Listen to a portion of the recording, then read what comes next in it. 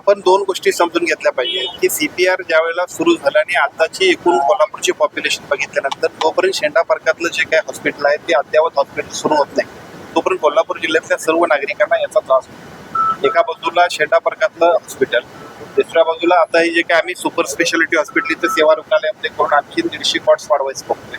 या सगळ्या सुविधा सुरू होईपर्यंत थोडीशी लोकांची नागरिकांची थोडीशी अडचण होते याची आम्हालाही कल्पना आहे. कारण सातत्यानं अपघात विभागात आपण जातोय आणि तिथून पेशंट आपण ज्या पद्धतीने ऍडमिट व्हायला पाहिजे त्याला उशीर होतोय, त्यामुळे साहजिकच लोकांनाही त्याचा त्रास होतोय. परवा दिवशी मी स्वतः सुद्धा डीन आणि त्यांच्या सगळ्या अधिकाऱ्यांना बोलून घेतलं होतं. माझ्या मतदारसंघातलाच एक पेशंट होता की ज्याला खूप उशीर झाला. या उशीर होण्यानं सुद्धा त्याच्यावरती उपचार व्हायला उशीर झाला, तर साहजिकच त्या सगळ्या एकूण आरोग्य व्यवस्थेचा उपयोग काय असं सामान्य माणसांमध्ये त्या सगळ्या प्रश्न तयार होतात.